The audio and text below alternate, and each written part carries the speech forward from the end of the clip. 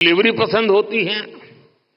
देश को ऐसी नीतियां बनाने की जरूरत है जिससे ईज ऑफ डूइंग बैंकिंग बेहतर हो और सभी को उनकी जरूरत के अनुसार क्रेडिट एक्सेस मिल सके। डीपीआई के क्षेत्र में भारत को अग्रणी बनाने के लिए हमें आर्टिफिशियल इंटेलिजेंस, मशीन लर्निंग की निरंतर मदद लेनी चाहिए। भारत की प्रगति तेज गति से हो, इंक्लूसिव हो, सस्टेनेबल हो, इसके लिए रिजर्व बैंक को लगातार कदम उठाते रहने होंगे। एक रेगुलेटर के तौर पर आरबीआई ने बैंकिंग सेक्टर में रूल बेस्ड डिसिप्लिन और फाइनेंशियली प्रूडेंशियल प्रैक्टिसेस को सुनिश्चित कराया है, लेकिन इसके साथ ही ये भी आवश्यक है कि आरबीआई विभिन्न सेक्टर्स की भविष्य की जरूरतों का आकलन करते हुए अभी से तैयारी करे, बैंकों को प्रोत्साहित करे, प्रोएक्टिव कदम उठाए। मैं आपको विश्वास दिलाता हूं कि सरकार आपके साथ है।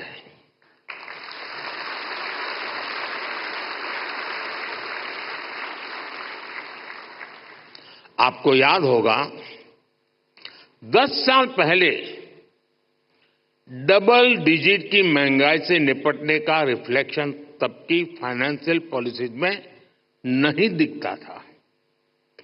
इससे निपटने के लिए हमारी सरकार ने रिजर्व बैंक ऑफ इंडिया को इन्फ्लेशन टारगेटिंग का अधिकार दिया। मॉनेटरी पॉलिसी कमेटी ने इस मैंडेट पर बहुत अच्छे ढंग से काम भी किया।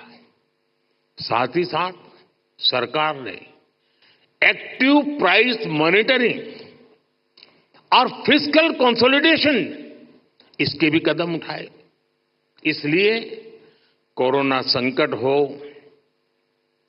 अलग अलग देशों में युद्ध की स्थिति हो, तनाव हो, भारत में इन्फ्लेशन मॉडरेट लेवल पर ही रही।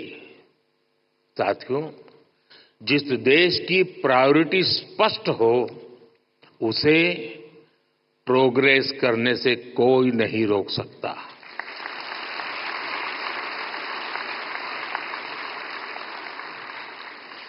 हमने कोरोना के दौरान फाइनेंशियल प्रूडेंस की चिंता भी की और सामान्य नागरिक के जीवन को भी सर्वोच्च प्राथमिकता दी। यही वजह है कि भारत का गरीब, भारत का मिडिल क्लास उस आपदा से उबरकर अब अर्थव्यवस्था को गति दे रहा है। दुनिया के बड़े बड़े देश जहां अभी तक उस झटके से उबरने की कोशिश कर रहे हैं, वहीं इंडियन इकोनॉमी नए रिकॉर्ड बना रही है।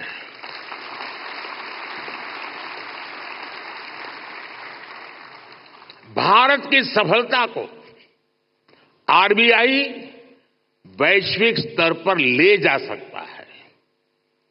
इन्फ्लेशन कंट्रोल और ग्रोथ में एक बैलेंस बनाना किसी भी डेवलपिंग कंट्री की बहुत यूनिक जरूरत होती है। इससे निपटने के लिए कौन कौन से मॉनेटरी टूल्स हो सकते हैं, इसके बारे में सोचना बहुत आवश्यक है। आरबीआई इसके लिए एक मॉडल बनकर ग्लोबल लीडरशिप की भूमिका निभा सकता है।